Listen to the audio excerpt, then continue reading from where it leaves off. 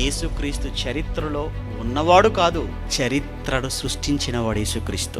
కేవలం చరిత్రలో పుట్టిన ఒక వ్యక్తిగా కాదు, ఆయన చరిత్ర సృష్టించి వెళ్ళిపోయాడు.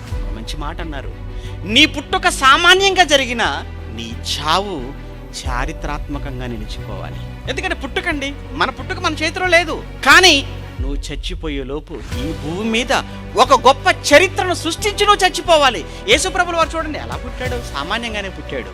ఎక్కడ పుట్టాడో తెలియదు. పుట్టిన తర్వాత తీసుకుని వెళ్ళి పశువుల తొట్టిలో పరుండో పెట్టబడ్డారు. పశువుల తొట్టిలో ఆయన తీసుకుని వెళ్ళి పరుండో పెట్టారు మరియమ్మ యోసేపు.